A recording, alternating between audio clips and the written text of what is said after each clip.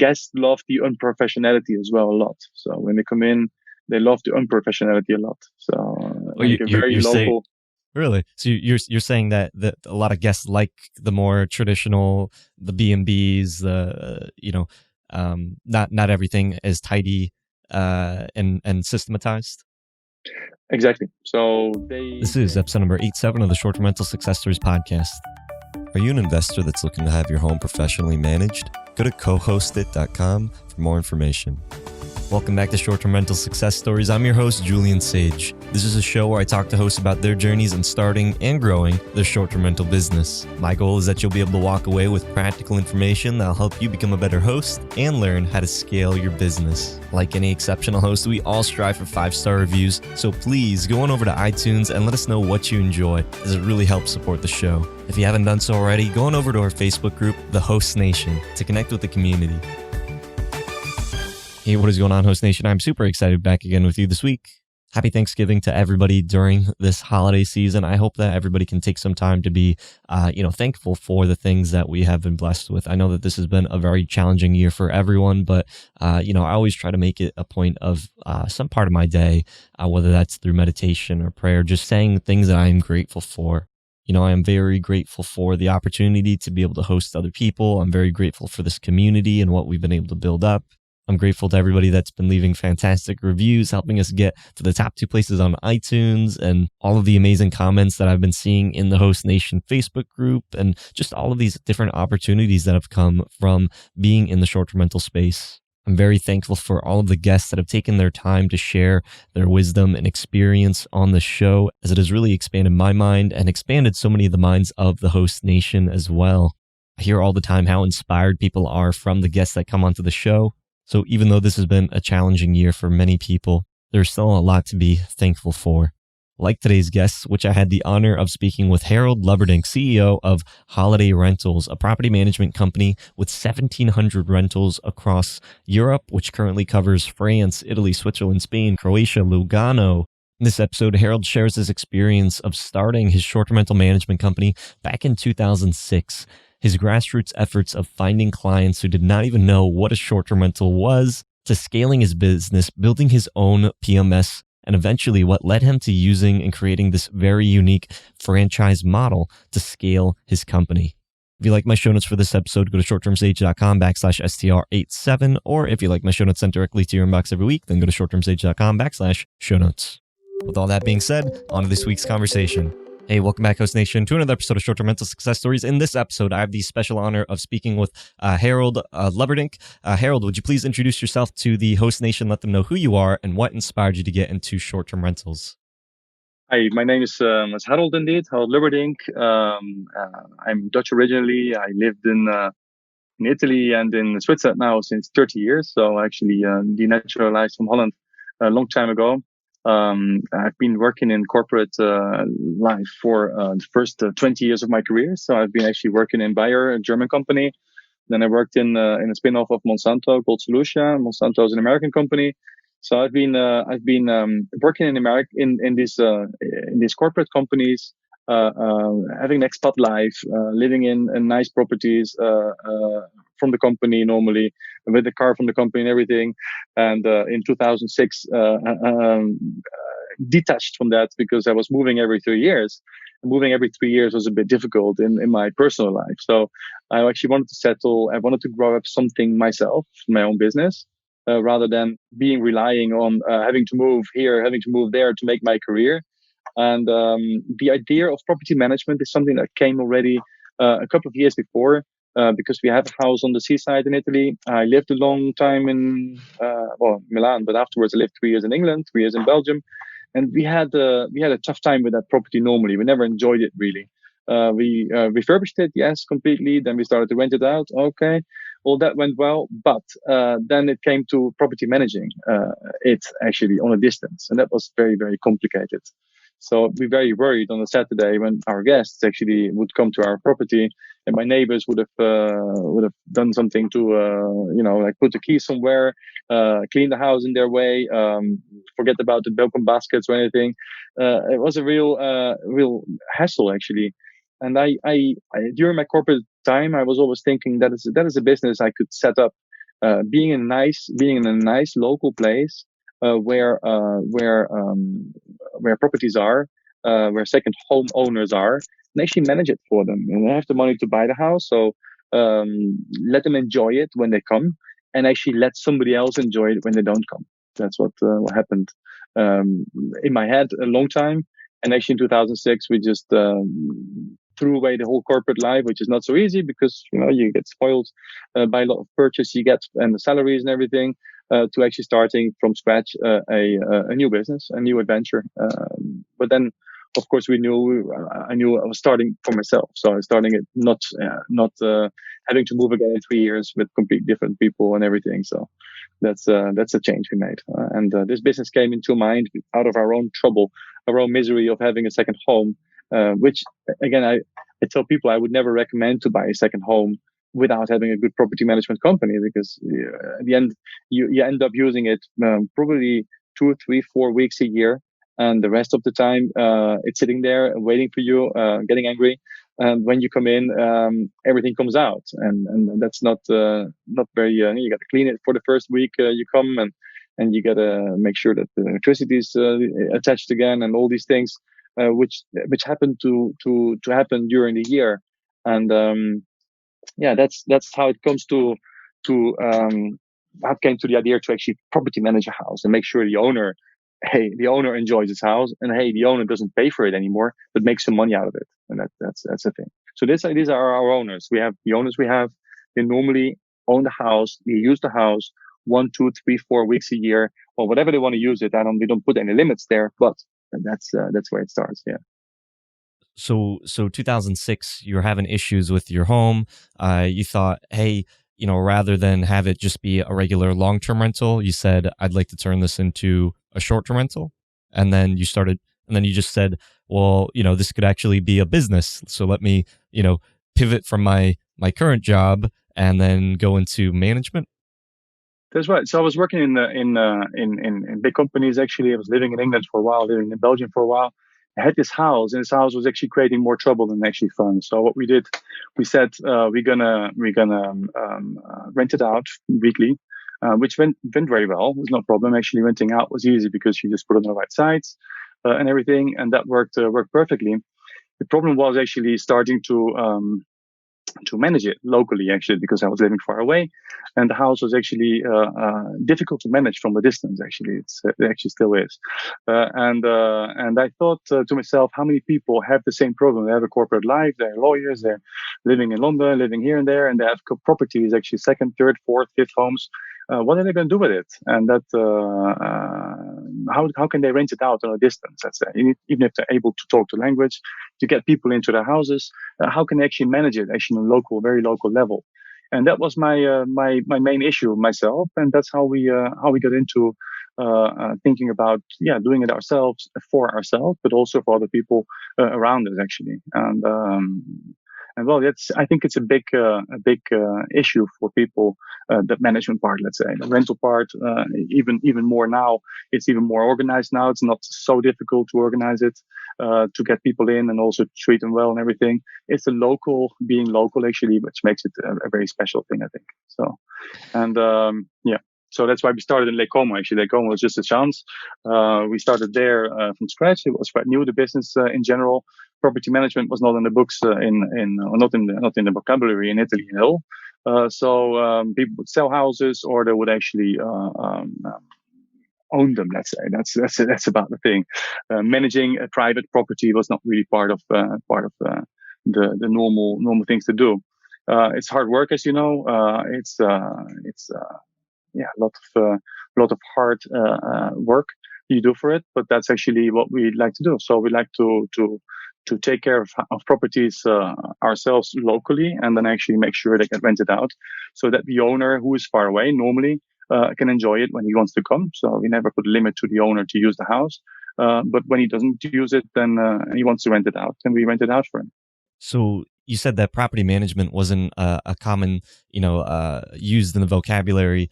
So you were kind of, you were in the business and in the corporate world. You have this property that you want a short term, and you're just thinking, okay, let me start a business managing other people's properties short term.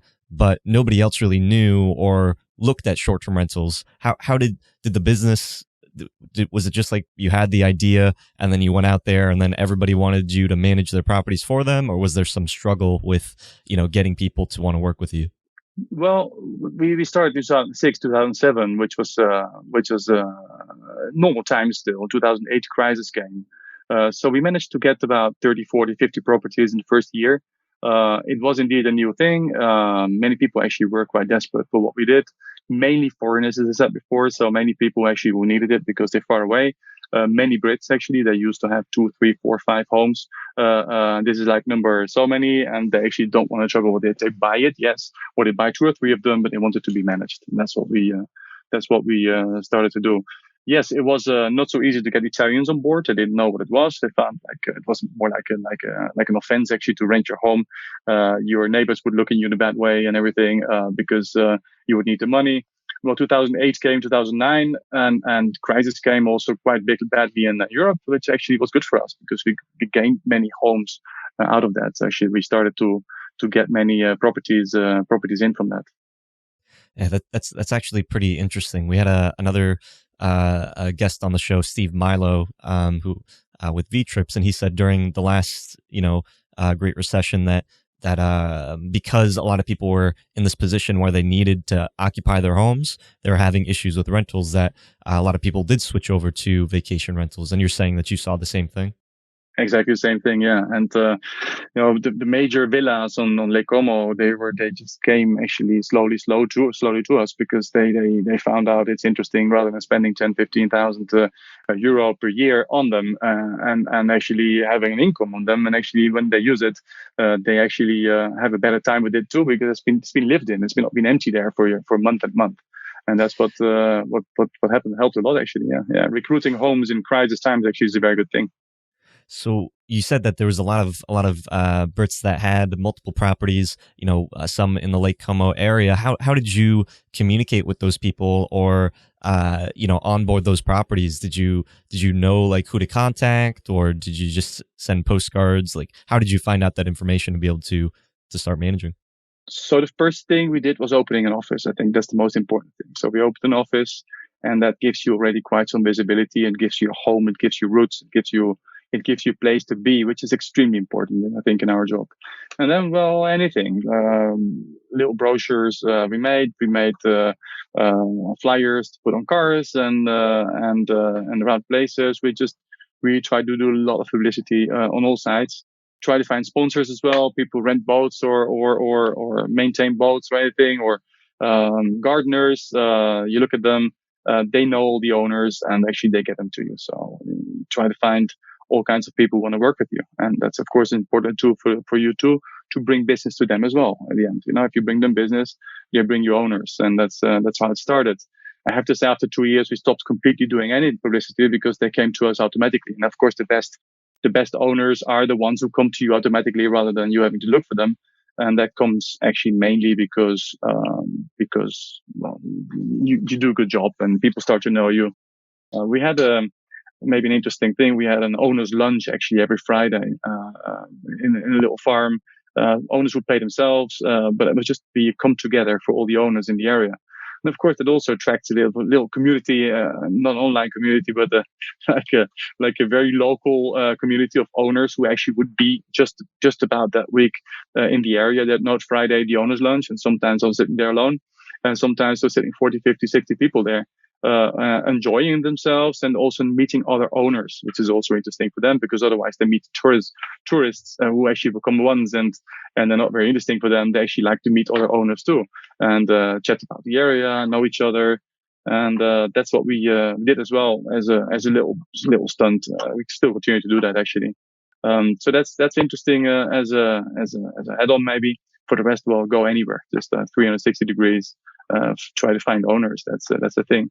Of course, that's only one part of the business, a very small part of the business at the end, because you can find them, but you have to make sure that everything's fine afterwards. So, And can you talk about that? So you're a startup business. You're slowly growing. People, you're more word of mouth.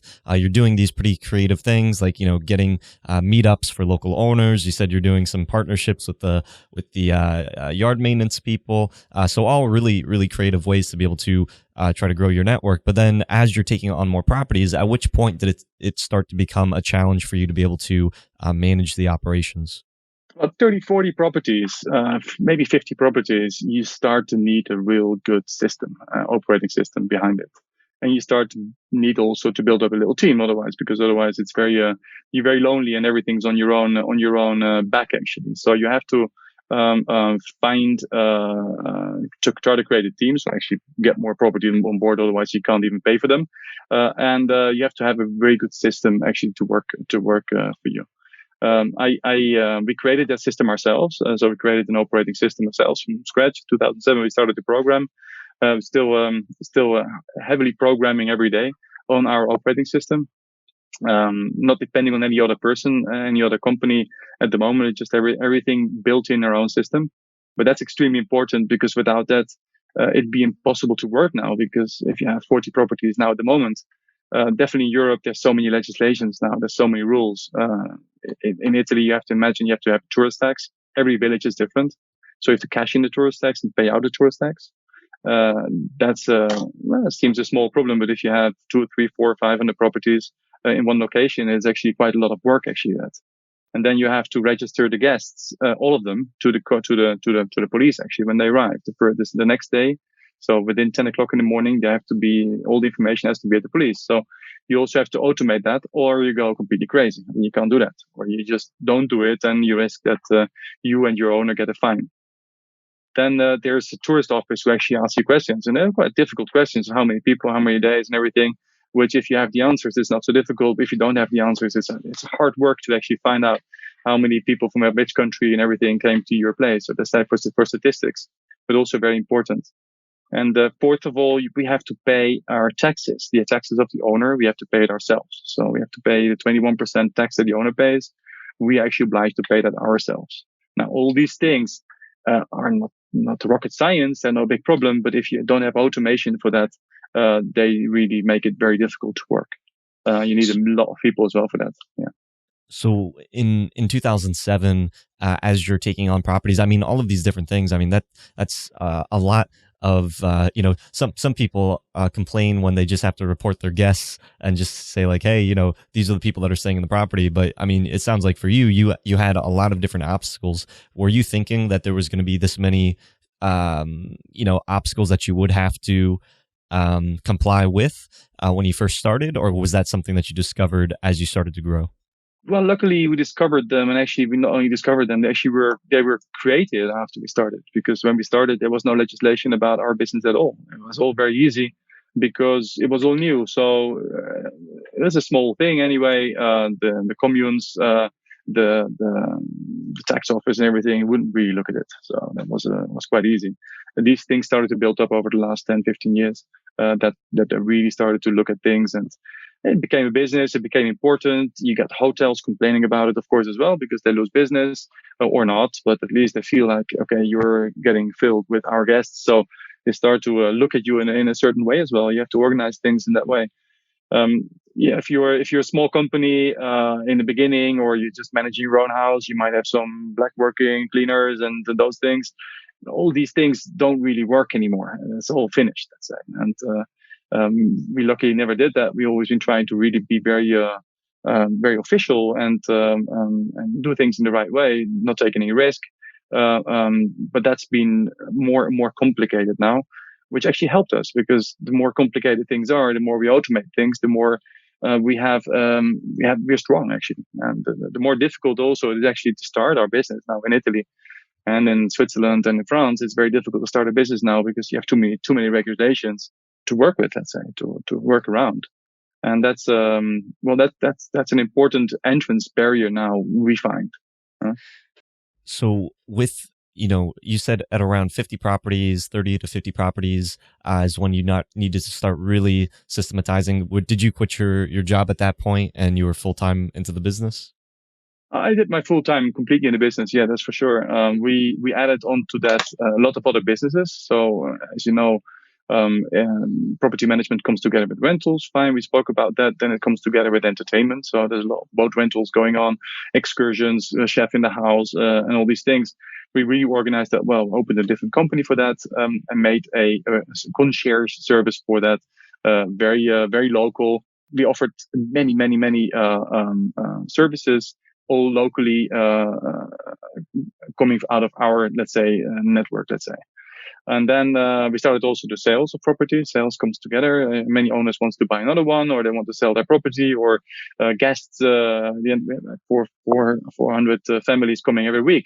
So many of them want to buy a property locally, and they just ask who's the right one. And then, of course, if you're the right one, you can also sell many properties in that sense, or you actually partner with people who actually do that. And also, building is a big thing. It's crazy, but of course, you manage so many houses. Then you actually get into building as well, because they want to redo their bathroom. They want to knock it down and build a new one. They want to.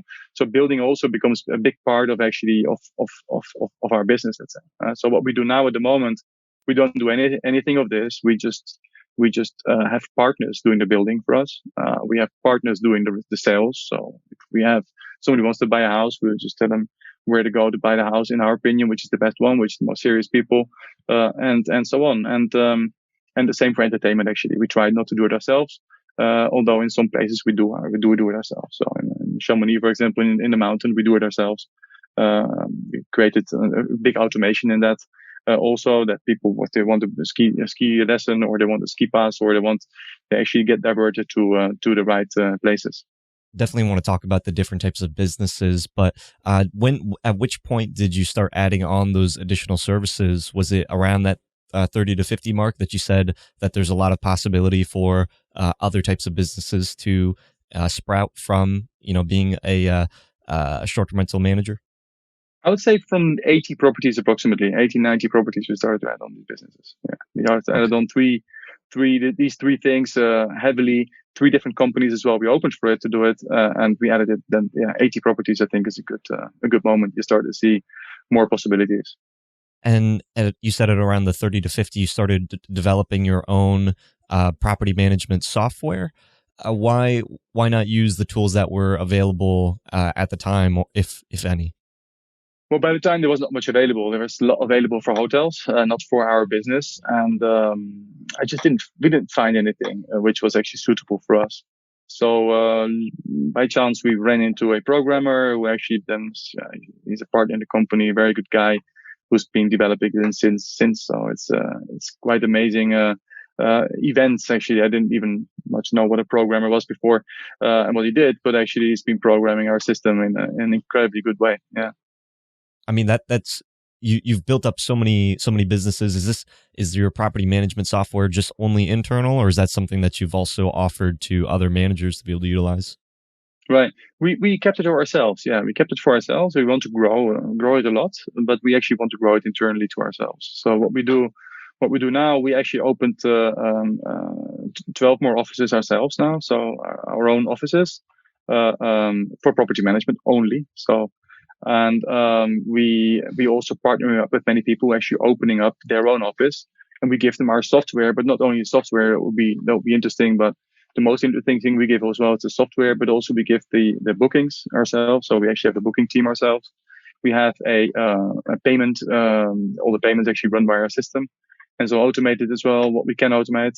So there's 2 payments coming in, 1 payment going down to the owner normally. So it's quite some payments going in as well. If you look at the amount of bookings. And there's marketing going on as well. So these 4 things we do actually centrally, and locally we try to find good partners who actually want to do the property management locally with our tools. So we share the job. What types of functions? I mean, having spent the past 14, 13 years developing a property management, complete property management solution. What capabilities do you have that maybe other, more publicly used management systems have? Like what additional things does your service offer? Well, I think it's very much made right for us. I don't really know the other systems, to be honest. We do get quite new features, for example, which we actually know are going on in the market. For example, it's like price optimization. So you have to optimize your prices always. If you own a house, it's very easy to optimize your price. If you do it by hand, once you get 1,000, 1,500 properties, it's not so easy to do it by hand. You actually have to have some automation in it. The other problems coming with it, actually, the owner doesn't want any price reduction if not agreed upon. So you have to agree upon an owner price reduction and your own price reduction, coming closer to periods when the property is empty, and that's not so easy to actually organize that. So we've implemented that last year to actually have an automated price reduction agreed with the owners, and that we have different schemes the owner can choose from for different periods.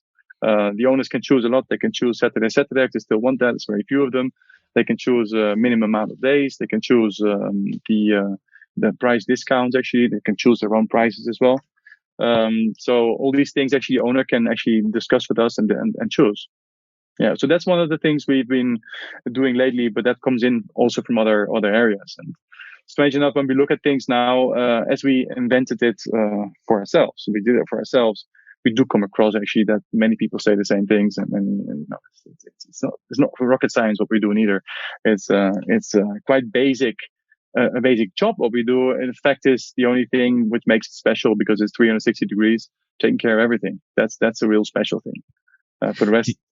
Do you feel that developing your own property management software, that it is a lot more challenging, or that there's a lot more things that could potentially go wrong than using another service that their whole team is completely dedicated? Or like, how has that been? Like, have there been any like big scares, or it's just like, oh, something's wrong and now it's causing all these issues and we have to fix this right away?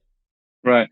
I don't have a real benchmark because I only did this route, so I don't know the other route of using other companies. In general, I can say that the biggest issue I had one programmer doing the whole thing, which is an issue because of course it's a big liability there, and also our programmer really felt that liability and this responsibility on his neck for that as well. So we had only one person doing it, a genius. Yet only one person. So luckily we have an office now in India ourselves. We opened the office in India. We have 5 programmers there now full time, and now we don't have that problem anymore. But that was a big liability we had, of course, because one person is everything's leaning on one person actually, and this is something you don't want if you have a company. That's what we got rid of now. Let's say we have 5 programmers now. Everybody doing his own thing. They all know the same system, and that's actually good. But that's a big issue, of course, and a big pro if you have a separate company doing it who's dedicated to it, then rather than doing it yourself. Yeah. So at around 100 properties, you said is when you started to see that there was going to be some different opportunities for other businesses. Was that something that just kind of happened naturally, or did you look at this as like an opportunity for you to start, spreading your reach into other aspects of real estate, entertainment, services? Well, it came indeed when with 100 properties, it comes natural because at the end you got people asking what to do. So that's actually, you have to answer that question. You start to answer it all the time. I normally, when I answer the thing 4, 5, 6 times, I try to automate it in some way and make some little brochure of it. In the end, we ended up with like a 100-page brochure for entertainment, actually, which made sure that people would enjoy their time there. And I have to admit, I never made any money on entertainment. There's always been like a pro bono for the guests. But of course it comes back automatically because the guests speak well about you. So you get bookings for the future, and you get people happy about what you do. And well, then you go into other businesses like, okay, they want to buy a house. So where did they buy it? With the people that rented the house, managed the house for them, and actually made sure they had a great time with a nice chef in the house and special things like that, let's say. So it comes back from that side. And then it comes back with the building as well. Then they want to build a house, they want to refurbish it. What do? They had all these good services with you, they trust you, and here you go. Also with the building, they do it with you. So that comes automatically because these things are so interlinked. I would not do that again. So let's say at the moment we don't do that at all. We just got out of any other business, which is just property management and rentals. But we still have the same interconnections. So we still have partners there, the ones we trust locally. that works extremely well because they do a good job in what they do, and we do a good job in what we do. So, and we don't compete with them neither, which is also important.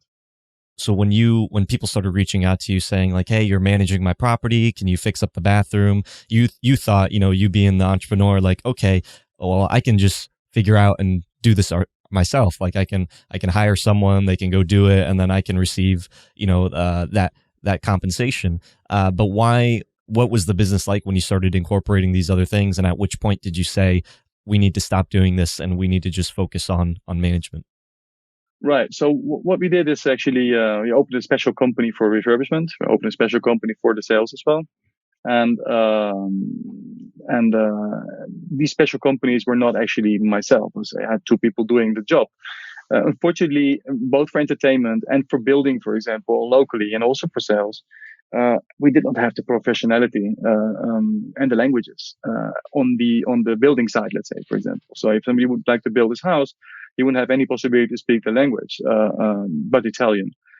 So we actually, I put two people on there only. Just one is actually the person who would speak to the owner all the time. So actually be the partner to the owner to know what the owner wants and continue to inform the owner about what's going on and so on. And on the other side, I had the person who actually would not do the building himself, but who would actually manage the builders. So he would actually be the one,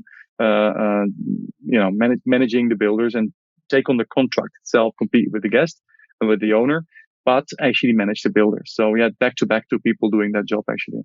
And that worked very well. But I have to say, the same for sales and the same for entertainment. More and more during the time, actually there came professionality, and I didn't want to do these jobs, but I had to do these jobs because if I wouldn't do that, then that just wouldn't be good. That wouldn't be working. But definitely also places we are now. We're based in Lugano. We're based in Locarno. We're based in 5-6 places in Italy. There is more professionality definitely now on entertainment. There is more professionality also on building. People do speak languages now much better than I did 10, 15 years ago. So we don't have the same issues anymore. And I actually never wanted to really do it, but you get somebody asking for it, you have to find a solution for them. If there's no solution available, you have to create it. We even opened our own boat rental company, which is very, very crazy because that's something you never want to do. You want to do your own job. You don't want to open a boat rental company, but when you rented a house to somebody, a nice villa, they wanted 1 or 2 boats with it. There was no doubt about it. For the whole week or 2 weeks or 3 weeks, they were staying there, but there were no boats available on Lake Como by the time available for 1 or 2 or 3 weeks. And they would in summertime they would rent them out per hour. I said, yeah, okay, but I rented it for a week. They just wouldn't do that. So we had to open our own boat rental company to make sure that people had their service. But that changed now. For example, you don't need that anymore. Now you can have as many boats as you want for as many weeks as you want, and that changed a lot now, which is good, and that's why we don't do it anymore. So 100 properties, you're thinking, man, all these people are asking all these different things. I'm going to start the development. I'm going to start the entertainment, the boat rentals, all these different things. Did it impact your business? Did it like stunt your growth? What was your life like when you started trying to do a bunch of different things along with the management? Well, I never believed in doing things, too many things, one person or one company. I think that doesn't work. One company has to do its own thing. So we actually opened special companies for everything we did. So 5 companies actually. One property management company, rental company was in Lugano, and building companies. So it's 5 different companies doing actually dedicated, special, different people as well. Because otherwise it doesn't work, because the working hours are just different for the property managers than the rental guys. They have different high seasons. You put up a big booking team right above your office. They start to get involved in giving keys and everything and problems and claims and those things. You don't want that actually. You want to keep things separate. And that's what we always did actually. So that really worked. I think that's yeah. Did you have like dedicated people and that was their main job was to grow this company, or were you having to still manage and oversight and create the systems and operations? That's right. I was still involved in the basics for the owner and the guest, and at the end he was always involved with the owners and the guests.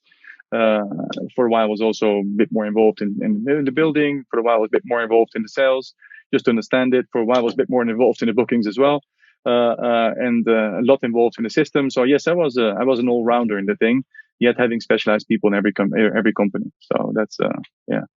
But yes, you start to divert away from what you do, On the other side, only property management, only rentals without having a good connection to entertainment, for example, doesn't really work because you still have to answer all these questions you get all the time. And the same for the building and for the sales. You get these questions, you want to answer them properly, and you don't want to do it yourself. You want to be running around left and right, doing all kinds of stuff half.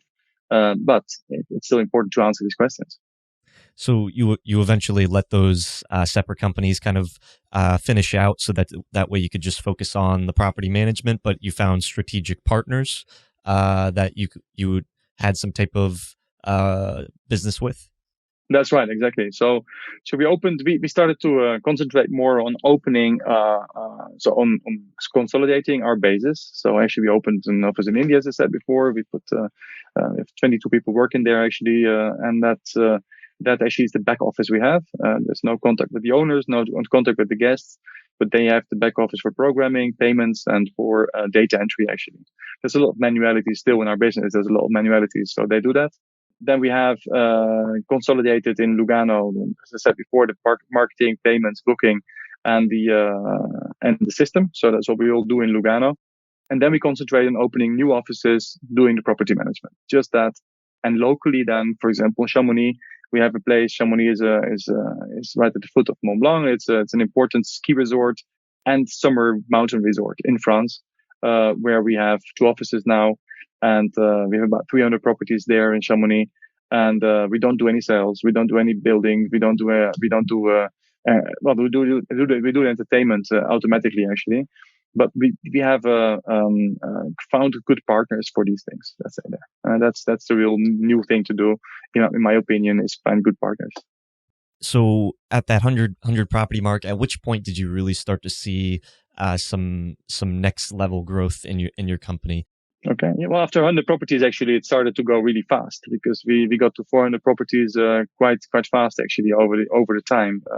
By selling properties, by just being known in the area as being reliable and a good company and very personal to the owners and everything. So we had them coming in quite fast, I would say. Yeah. We also started to diverge actually to different areas as well, then to Lugano, which is in Switzerland, and we opened a resort with a partner actually in the mountains, in the Italian mountains. So it started already to diverge a bit. And also there you get owners telling you, listen, I live in Livigno, which is a very nice ski resort. Can I open your business there? And that's how we did it as well. So not on a professional level, but we just did it because they asked us, and that's how we started to expand in the beginning. So you were only going to locations where your current clients had other properties, and they said, hey, we've got property in Lugano, we've got property in other parts of Italy. Do you want to move over there? And you just said, okay, well, let's do that. That's right. Yeah, that's right. They for example, is a good example in Livigno. Livigno is a mountain resort, a very, very nice, very commercial mountain resort in Italy. And the guy is one of my owners. He knows what we do. He knows how we organize it, and he just opened our position there. Let's say, opened a partnership with us there. That's how we found the idea as well. Okay, that's actually a very good way forward, because this is a good example of how we want to grow as well, with local entrepreneurs doing the property management, and we take care of the other things. Let's say.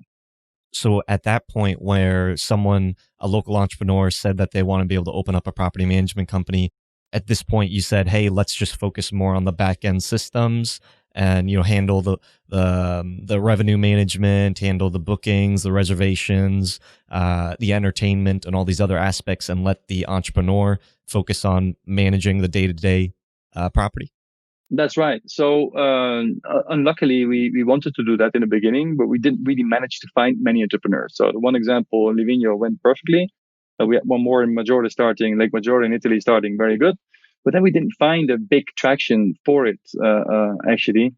And that's why we opened our own offices. We just said, okay, the best thing probably is to open our own offices. We opened within a radius of 200 miles. We opened our own offices with 2 people inside, little office, 2 people, 2 cars, recruit homes and manage homes. That was the real thing.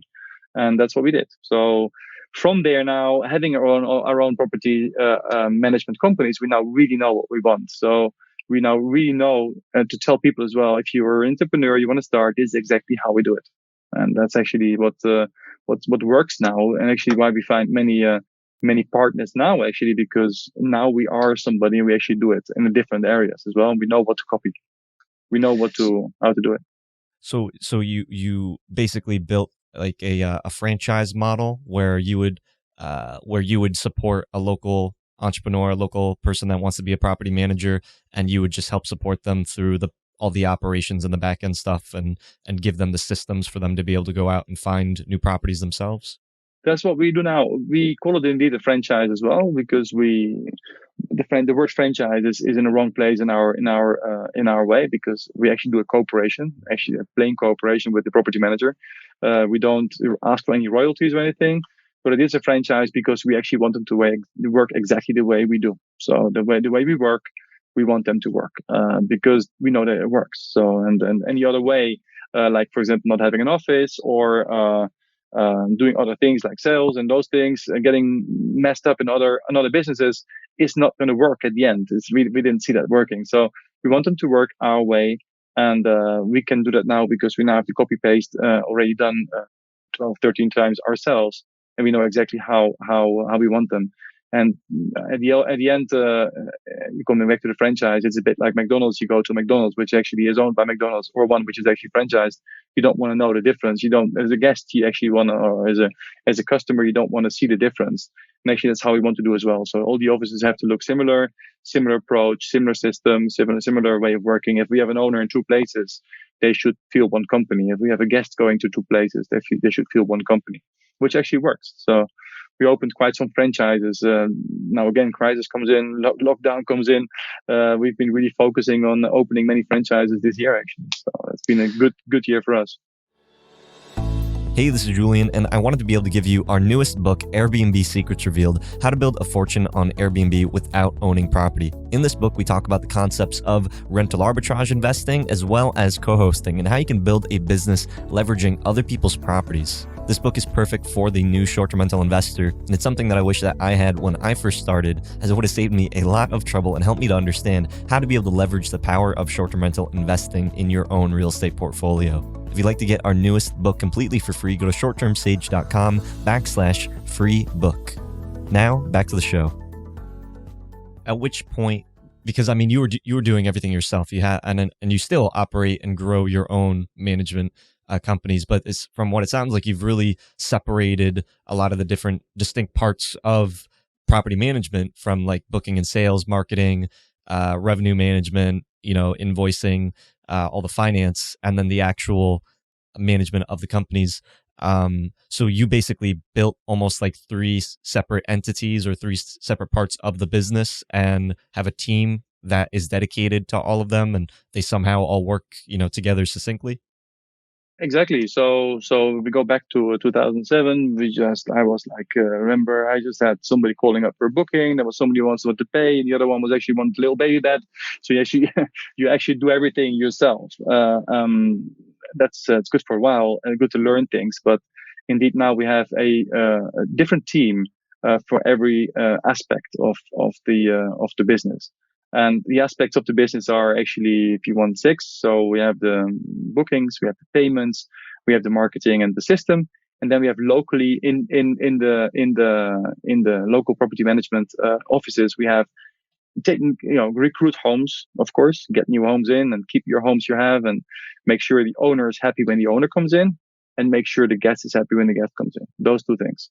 So then with that, actually, you have completed the whole business. And indeed, these teams, the booking team, for example, is completely dislocated in different places. The programmers are dislocated in different places, but they are together and they have a team to do their function. Actually, yeah, it's like a company, isn't it? Like you have every industrial company also have the purchase department and the production and the sales department, marketing and administration. We kind of have the same. Yeah. Did you see how that was going to, like, at which point did you say, like, hey, we really should start to separate this, as opposed to me, being an all-in-one property management company, which probably still a lot of property managements at scale still have everything kind of in-house, all under maybe like one building, but you decided to separate that. Well, yes, there's two philosophies which we have to obey to, I think, in my opinion. One side is the booking side, which actually you want to be a global company, you want to be an important company, you want to have an image on a certain level. Then you have the other part, which is the local part, which is actually extremely local, extremely one-to-one, which is the property management part. And you cannot have a one-to-one property management team sitting together with marketing guys, salespeople, booking teams. They don't understand each other. They speak different languages, and they start to mess each other up more than anything else. I think they don't. They're not. It's not easy to understand them, I think. So as I said, once we had in the beginning, we had a booking team right above the office. Well, that didn't work because they were getting involved in all the property management sides. They would forget about booking. That wouldn't be good. So in summertime, we would make less bookings actually than we could because these people were occupied, of course, with hard workers. So they were taking care of the guests and all the problems and complaints and somebody arriving late, somebody arriving early, the cleaning and this and that. They would just take care of things. And of course, then you start taking away the focus on what they do actually. And so you separated it between the marketing and the management. So for different areas, do you only offer like certain types of services? Like you only offer the marketing side and other areas you offer the local management, like full service? Well, we do have a new side of our business as well, where we just do the marketing side indeed. So if an owner wants to take care of his own property, we are happy to take him on board. We have actually created a separate team for that. Actually, the team came in, and that actually works very well because they don't take care of the properties themselves. They have actually the owners taking care. Owners are always better, by all means. They're always, unfortunately, always better than we are. In Italy, for example, they bring the lemons, they bring the things to the guests. So they're more personal than we can ever be locally, actually. So yes, we also take them on board now. Although I do believe a lot in property management. The property management is, for me, it's putting roots in the house. It's having a great relationship with the owner. It means being there for years and years with the owner rather than just being there booking horse for this year. Maybe next year somebody else comes up with a little flashy story and better than you, and here you go, you lose this owner. That's a bit of a thing we try to avoid. But of course, yes, if we can get a couple of thousand owners who actually manage themselves, I'd be very happy. So when you are having owners that approach you, or you approach owners and they're basically acting as the local property manager, are you essentially using or working with them the same way that when you partner with a property manager and you basically do a franchise model, you support them through like the marketing and sales and pricing on the back end, and they handle more of like what a typical owner might manage for an individual property? Well, yes, indeed. I mean, an owner would take care of his property on a very local, down to earth way with his guest, I think. So it's not comparable with the other side where we actually try to organize and automate also our property managers. So our property managers, yes, they start themselves, but within a short time, they can have 1, 2, 300, 400 properties under management. And that's, of course, a completely different thing than having an owner who actually does it on a very local level. And I learned over these years that actually guests love this local level a lot, of the owner coming in and doing this and that. But it's for us actually not much we do for the owner there. No, we just take care that the guest comes in. He knows when the guest comes in. He got the contact details, and that's where it stops for us. We don't actually automate more for them. We do take care of their tourist tax. We do take care of the registration of the guest. Yes. So that's what we do. Yeah, that's those parts. Yes, we also pay tax for him again. So those parts we do, but we don't get involved much with the local property management. We don't tell them, we don't have to use our bed linen. They can use their own. They can use their things as they want to do in their own way. So yeah. So unfortunately, guests love the unprofessionality as well a lot. So when they come in, they love the unprofessionality a lot. So very local. Really? So you're saying that a lot of guests like the more traditional, the B&Bs, not everything is tidy and systematized. Exactly. So they like the person, like they feel the person there. So that's very different than when you go to a hotel. As you go to a private property, I completely came back on what I used to always say, because I was trying to automate everything I could, even on like making a brochure about the area, and also our entertainment was very organized. Okay, but people actually like it more if you just look for this restaurant, you call them up. Actually, you don't have the number there on the brochure. You actually have to call them, and they know you. And this personal contact actually is much more valuable, strange enough, for guests than actually the professional side. They see these brochures and they go like, "Oof, seen that before," and I don't even trust that because they maybe get a commission out of them and all these things. It's just not the personal touch anymore. So that's that's something we want to go back to actually. So we're actually coming back from where we were before.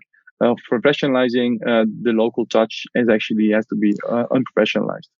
That's a really unique and really unique way to look at it, but and interesting because you've built up this business very systematized and having a certain way, but now you're realizing that what makes this business unique is that personal touch. So now you're spending more time like with your sales team and having, trying to build that up more so that they are having more like personal touch points with the guests. That's right. Exactly right. Yeah. So rather than just waiting for the booking to come in, rather than talking into a house or that house, because of course it's very important. The booking team is very important to actually make sure they're in the right place, not in the wrong place. That's the first important thing. But secondly, it's just the personal touch that people like that. They like to, okay, listen, there's nobody here today. If you want to come early, you can come early. Why not? What a good service is that? If you like think you can come in 4 o'clock, you got stressed, you got actually, maybe you arrive at plane at 8 o'clock in the morning, and you don't even dare asking, and then you just get this message like, you know what, the house is ready for you. You can come in whenever you want, or you're leaving that day. There's nobody coming, so you can stay until you want. Small things like that, or you want to go to a restaurant, you want to go places. Tell me what you want to do. Everybody's so different, and I would have organized everything before in nice brochures, and that worked also very well. I don't say, but you have to be still very very personal. The people like that. People come to your place and they don't know anything, and then small, I think maybe 2 or 3 recommendations on a personal level are more worth than 20 organized in a brochure. So I come back from that because I was always saying the different thing. But do you think that the shift or that there is a much more, because like what a lot of the I don't know if you follow the drama with like Airbnb, but like they are trying to make a very standardized. They're trying to make everything a little bit more a certain level of expectation when you go to a property. Are you seeing that there is still a growing shift towards more system automated, certain level of experience, or do you think that the more local touch B&B is still on the rise? Okay, so no, I think it's a combination. So to be able to be, so let's say the following: we automate all our arrivals in a proper way. With the road directions, they come to the office, pick up the keys, so you have a nice chat, meet the people, and actually then they go to their own place on their own. Normally, only if we have some really really important arrivals, we might go with. Otherwise, you try people to go alone. And we've automated a lot of other things for them. But if you automate things and everybody knows in the system where things are, you can actually go back to being personal because you dominate the system. For example, now you have 100 arrivals that day. Okay, you got 15 of them which are trouble because these people never traveled, or people come in like after 24 hours of traveling, they're very angry just by themselves. So yes, you can let them go to the property themselves, but they won't come in happy and they won't be happy about you. So you can actually be very personal once you control the system. So, but it has to be systematic. Everything has to be organized to the bone, yes, and automated to the bone, and then you can be personal. Because then you have the possibility to do it, because you can actually, some being personal doesn't mean always give a good service. Sometimes people just don't want to be bothered. So you give a great service if you don't bother them. And there might be many of them. So you just give them the keys, be nice and everything. You need anything, no worries about it. That's what they want. So it's okay. You be on their neck all the time asking things to do. They don't want that. So no, you can be personal because you actually dominate it. So no, automation is the first thing, and then once you, for example, if you gotta call all of your guests to say, okay, I need your passport details. It's very annoying. Then you have to tell them where the house is and the keys are with the grocery store and everything. That's also annoying. That's not nice information for them. Then then you have to ask them for the tourist tax payment locally. You have to ask them, do you want a baby bed at all? These are not nice things to talk for them. All these things have to be organized before they come. When they come in, everything's paid, everything's done, everything's organized. They come in and enjoy their holiday. And that's where you start to be able to be personal. So listen, I looked you up and I see you working in tourism as well, right? In a hotel. It's interesting, isn't it? So these small things, you start to get a real nice connection with people. So I've been looking at good feedbacks myself. I've been looking at hotels who have a 10 as a feedback, and you go, geez, that's amazing. How can you get to a 10? And I actually went there, and I couldn't find anything special to the place, which was worth a 10 at all, but a very, very personal touch. So very personal touch, meaning like, look me up and say, oh, I see you working there and there. Made a very nice breakfast, a little chat, and here you go. Then you go, what would I give them? I give them a 10 too, because they've been personal, nice to me. So you're kind of modeling how maybe larger hotel chains or, ones that do have that personal touch, how they are, enhancing that guest experience. And now you're just applying that into your business across all of your properties. That's true. I have to say, though, that the personal touch I'm talking about normally is not like the one you get in a very big hotel. Actually, it's what you get in a small hotel. Like when the owner's there and he knows you and he goes and he looks you up and everything. In the big hotels, yes, you get concierge services. Yes, everything's organized, but it stays very impersonal. You go there next time, you go there 10 times, they still won't know you. And that's something that people don't really like, I think. I think that people like that to be seen and to be felt and to be understood. And they come back again. Hey, you've been here last year, isn't it? Yeah, great. Okay. That's already good recognition. And then so organizing, yes, but actually be personal for real. not.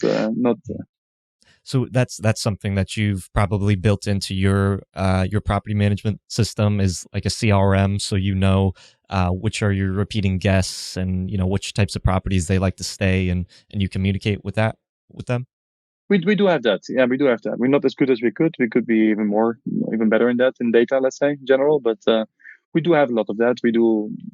But let's say that, as I said before, we have two things. We have one is the world of the global world, and we have an important company doing the bookings and everything because you have to have a good image. Otherwise, they won't even book with you. They won't pay you. So that's one side. Then you have the very local touch locally, and that's actually where you go into that dimension. So not so much on corporate level, but mainly on the local level that you get very.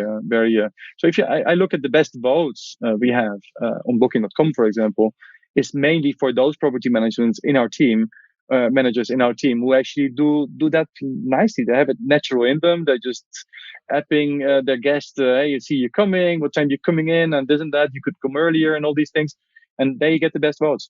So it's actually not so much on a corporate level. We do that. We do it mainly local. And I want to touch on that that local level. Lastly, I mean, you have the systems, you know how to do it. You said that you branched out and created a bunch of local property management companies because you couldn't find any entrepreneurs that you could partner with. So why not just go out and do it on your own? Like, what is the real benefit in you supporting somebody else and giving up maybe however much percent of that commission to a local property manager? It's a very good point. I think it's both very good. So if I could open more offices myself, I would open more offices myself. I would not open them, for example, very far away from my home, because if I manage these offices from 300 kilometers, from 3 hours drive, 2.5 hours drive, I can still do it.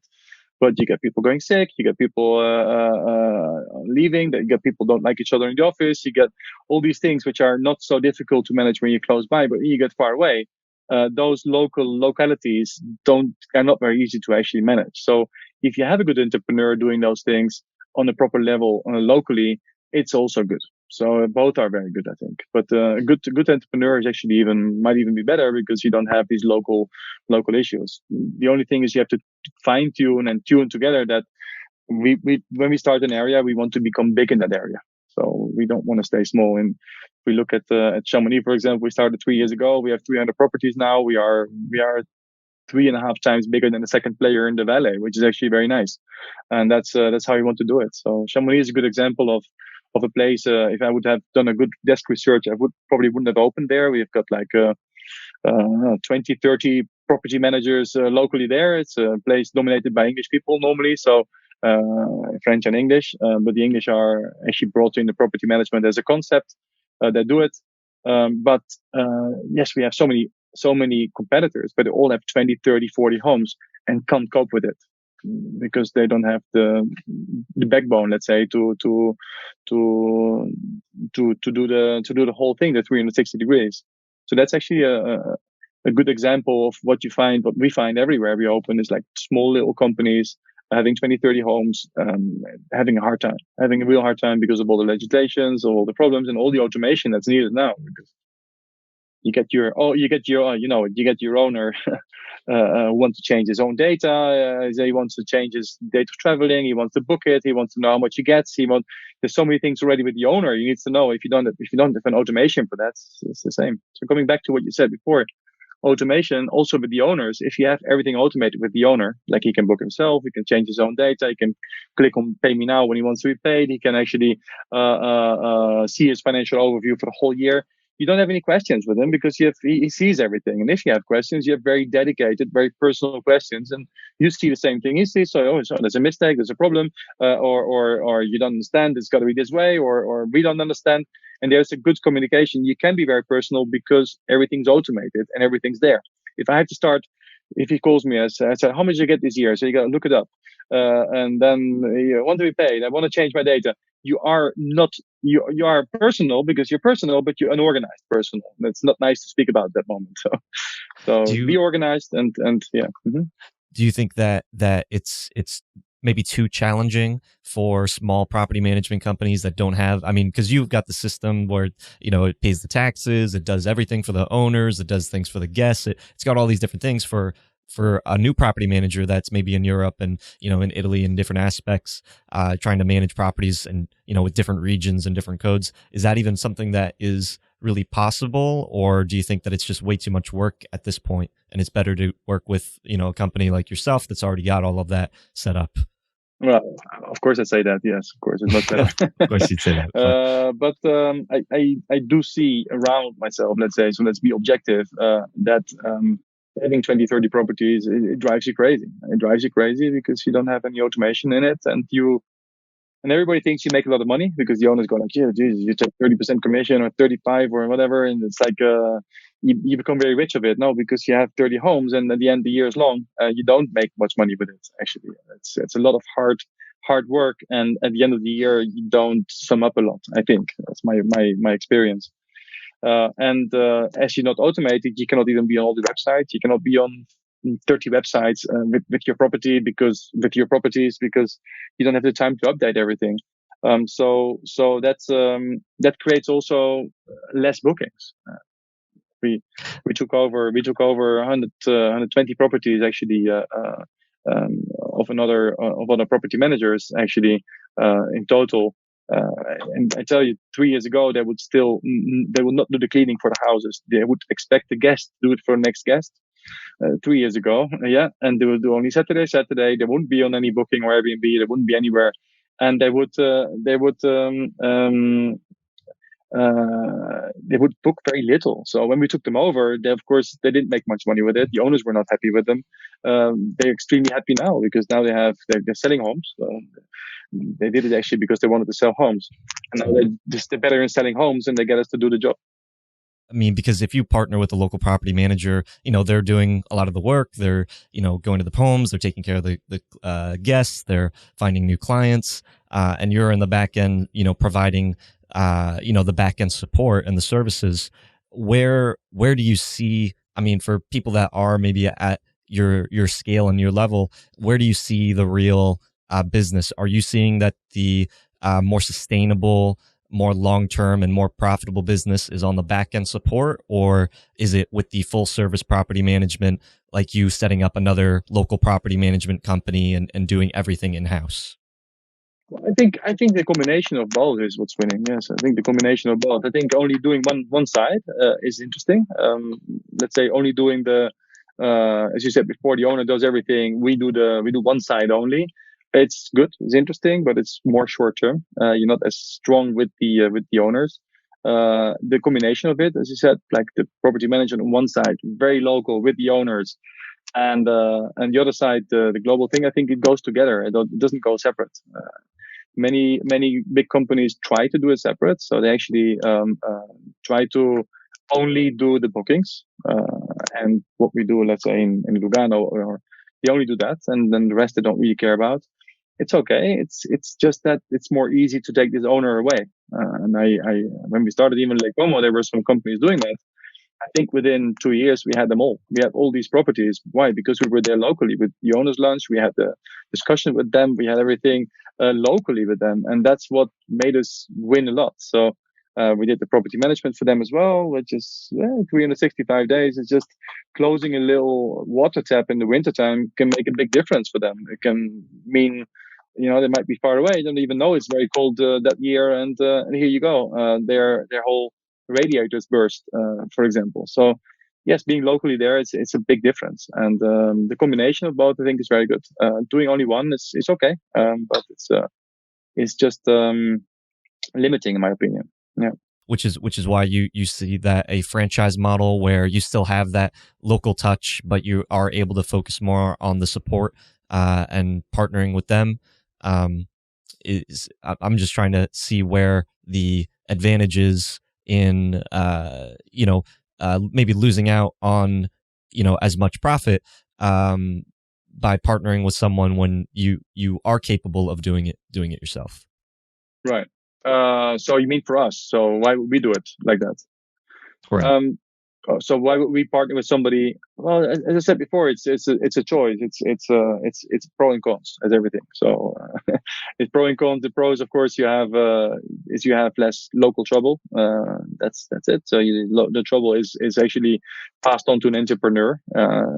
Property management is not a 9 to 5 job. It's not a 5 to 9 job even. You start at 5 o'clock in the morning, finish 9 o'clock in the evening. It's not even that. It's a 24-hour lifestyle job. That's what it is. So do you find employees just to do a lifestyle job? That's not always that easy neither. So if you go into finding people who actually are employees doing 9 to 5, you're in trouble because the day is too long for that actually, and that just doesn't work.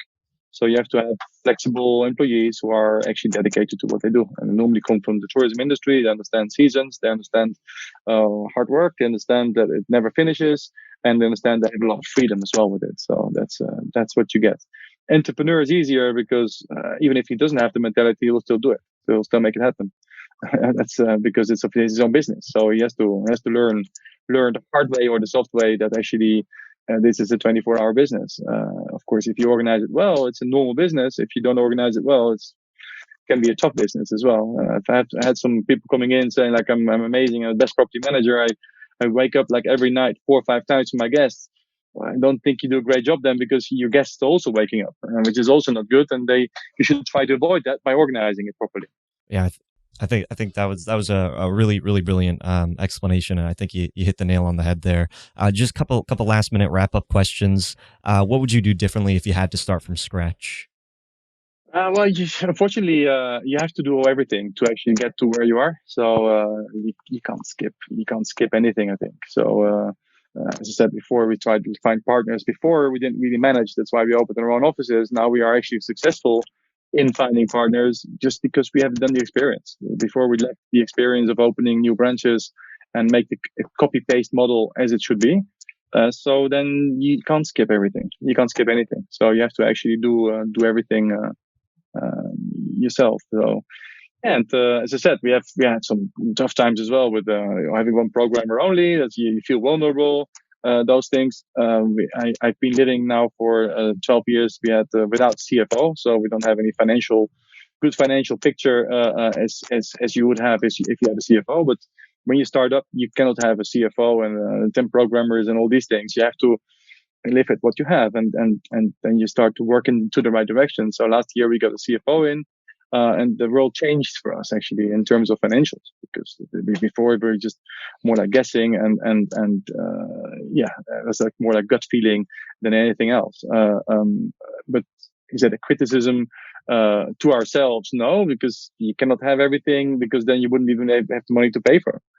So you have to go through every step, but know where you want to go, and meanwhile brace and keep it all alive and bootstrap, as they say, whatever, make it happen. But then, yes, work into a more professional situation where you have a CFO and people doing administration and payments and in a professional way. Unfortunately, you cannot expect that in the beginning. In the beginning, it's more like do it yourself, and there's a lot of negativity with that actually, because you cannot do everything well properly. You have to build it up, and no, I wouldn't do anything different. It's just you have to go through it all. And what questions would you have for someone that's at a similar size than you, maybe someone that's doing a little bit something differently, or maybe that next level where you're trying to go? If you could ask them any questions, what would those be? I wouldn't really know. But let's say we work in Europe, so we work in Southern Europe, and the world is not as developed yet as you would, for example, see in UK. In UK, we have there's real professional property management companies, better than we are, having more properties, having more organization. So yeah, that's probably where you want to go in the future, in that direction. So in Southern Europe, we don't have that yet. There's no organized body yet who actually is working as organized as they are in the UK. And as I said, like when we started property management, the word wasn't even existing. And if you would have explained to people what you were doing, they think you would do a condo or something. Now you do it inside a house property management.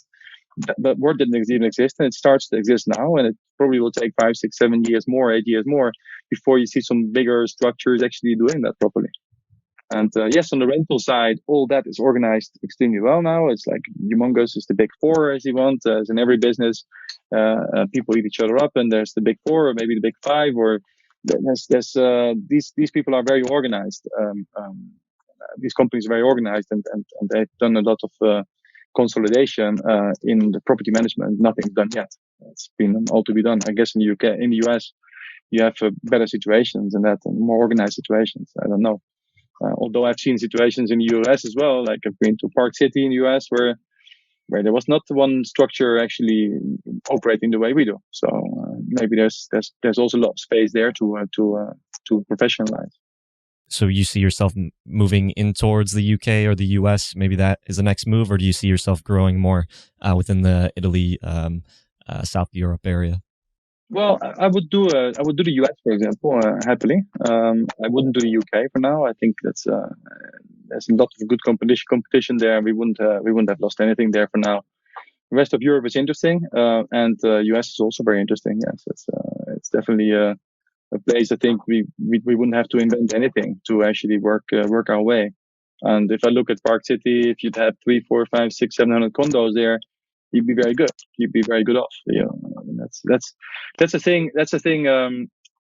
You said before as well. You divide your income with your property managers, yes, but also property managers feels the same. Like, okay, I'm working here, and these guys take their income too. Yes, that's the way it works. But if we don't work together, you end up with having 20, 30, 40 properties and going crazy, or you have 4, 5, 600 properties having a normal life. What do you prefer? That's the thing. That's a real thing. You share, and you have a normal life, and you have a bigger company, or you actually continue to work on yourself and you keep your things to yourself. That's same as a small company or a corporate company, isn't it? Just the same differences. Are there a lot of other people that are doing this franchise model, or are you guys one of the few? I don't really not very good in benchmarking, but I don't think there's many doing it now. Not the way we do it. No, I don't think there's anybody doing it. As far as I know, not in Europe the way we do it. No. Okay. But I don't really know. Okay. Well, Harold, what's the best way if anybody's listening to the show, maybe they are interested in maybe even starting in the US, partnering with you guys, or maybe they're in Europe. What's the best way if someone wants to be able to get in contact with you, find out more about you and your website? How can they do that? Well, just send an email. It's all fine. We take it on from there. My email address is my first name, Harold, and then at happy.rentals. So we have we're branching out now. We were called Happy Holiday Homes, which doesn't really work well very much in America, because Happy Holiday is like it's more like a Christmas thing, isn't it? So we're branching out now to Happy.Rentals as our website, as our name. So Harold@happy.rentals is my email address. You guys are already strategically planning yourself. You said Happy There you go. Holidays is in the US. We'd be like, well, that's for Christmas, isn't it? All right, Exactly. all right. We get many Americans coming, of course, where we have houses, and we always get that remark. I have to say, the funny thing is afterwards they always remember us because, of course, we get such a crazy name that they do remember us always. Like, okay, this is Happy Holiday, guys. Yeah, but so that actually works. I think on a more professional level, Happy.Rentals is a good name, and that's where we're heading to. Awesome. Well, thank you so much, Harold, for taking the time to come and speak with us. And until next time, Host Nation, keep on hosting. All right. Thank you very much. Thank you. Hope you host benefited from the show. If you found value, please go on over to iTunes, leave us a review, and let us know what you enjoy about the show. If you'd like to talk to hosts that have been featured in these episodes as well as the community, go on over to our Facebook group, The Host Nation.